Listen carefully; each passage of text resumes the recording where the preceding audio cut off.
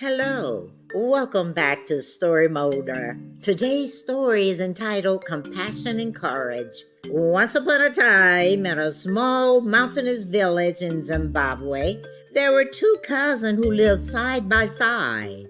The girl's name was Naisha and the boy's name was Tende. They were very close friends and always did everything together.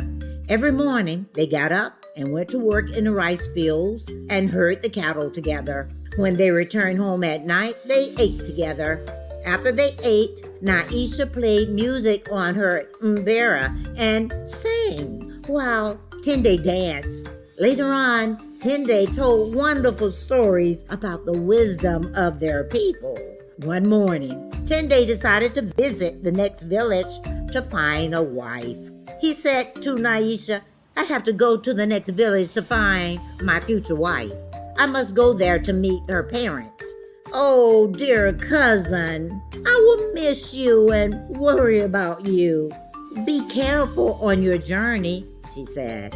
"Remember to take the long and hard path that leads over the hills. The meadow path is shorter but more dangerous because a lion lives there." "Of course, cousin. I'll take the long path," he said. "I do not want to meet up with no lion. And don't worry, I will be fine."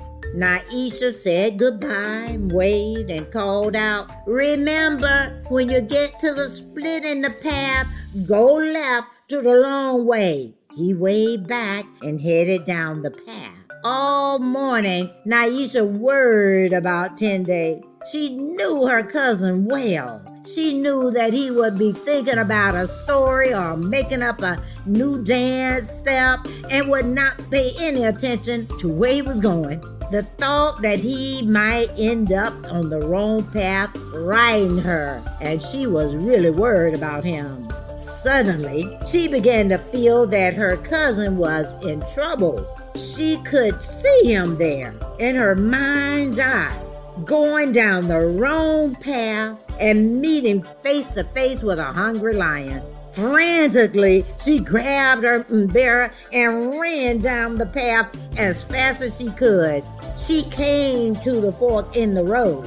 She looked down one path as far as she could. She did not see him, and the safe path did not look bothered. When she looked closer to the ground, sure indeed, she saw footprints heading down the wrong path, straight into the meadows and possibly straight into that lion's mouth. Her heart began to race. She was dreadfully scared.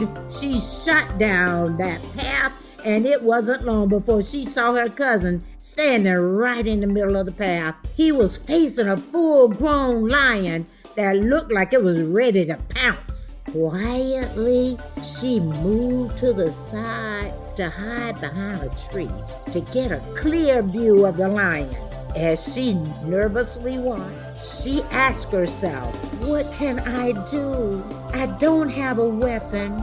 Maybe I can throw a big rock and knock him in the head." She looked around, but there were no big rocks to be seen. Then she looked at her mbera and thought, "I could throw my mbera, but it is hollow and would probably irritate him more than hurt him.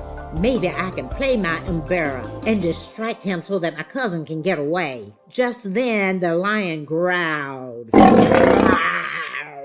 and moved closer. Instinctively, she jumped from behind that tree and began to play her mbera. Indeed, she was scared though. "My mbera plays music so pretty. My mbera plays music so sweet. My mbera plays music so pretty. Oh, dance to my music with me." Indeed, the lion was distracted. He turned to look to see who was singing. When he did, her cousin dashed off through the bushes and could not be seen. He ran all the way back to the village, puffing and puffing when he got there. She continued to play and sing and dance again and again. To her surprise, that lion started dancing as well with her. The Umbera calming effect tranquilized the lion. He had completely forgot about her cousin. He was dancing and singing as if he was in a trance. My Umbera plays music so pretty. My Umbera plays music so sweet. My Umbera plays music so pretty. Oh, dance to my music with me. Gradually, her fingers and arms began to get tired. She wanted to get away too. She began to back up as she swayed and danced. But when she backed up, the lion couldn't hear the music anymore and he stopped dancing. He looked around and said, "Hey, where is that man I was just about to eat? That was my dinner." Nervously, she bravely stepped forward and continued to play and sing again. My Umbera plays music so pretty. My Umbera plays music so sweet. My Umbera plays music so pretty.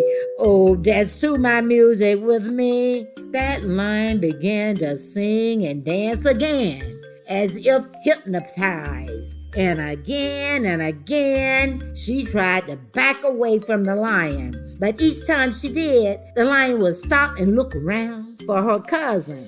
Her swollen fingers could barely play any longer. Her arms and hands ached. Her throat was sore. It began to cry and falter. But she knew that if she stopped, the lion would eat her. So she kept on playing. My Umbera plays music so pretty. My Umbera plays music so sweet. My Umbera plays music so pretty. So please dance to my music with me. Luckily, just as she was about to collapse, a little rabbit popped up from behind a bush and whispered, "Hey, you look like you need some help." She shook her head frantically. "Yes, I'm so exhausted. I'm about to drop. But if I stop playing, the lion will eat me." "Let me play," whispered the rabbit. He hopped over to her and began tapping his feet to keep in beat. Quickly, she handed him the Umbera. He started playing and singing and dancing in his little teeny weeny voice. "My Umbera plays music so pretty.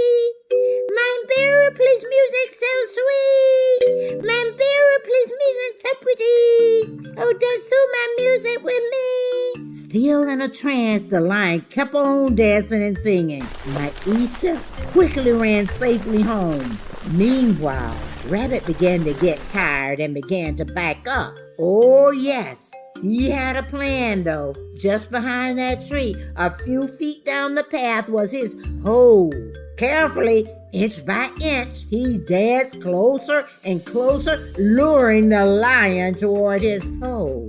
The lion followed him, still spellbound, singing and dancing.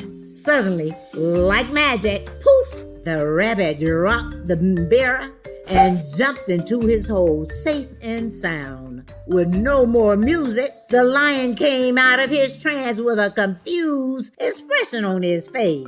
Wait a minute. He looked around again, and I could have sworn there was a young man and a young woman playing the Umbera right here. Now there's just an Umbera on the ground.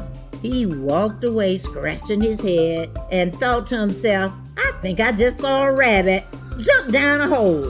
He shook his head and said, "What a strange day."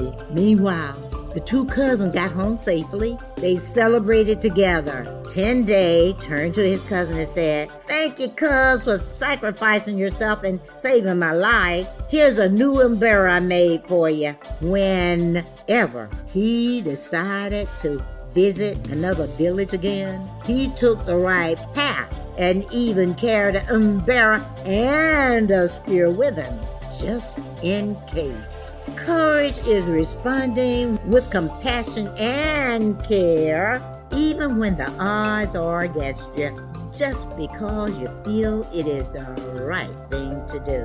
Compassion and courage. Thank you for stopping by and listening to my story. Come back as often as you like. I'll be happy to have you. Goodbye for now.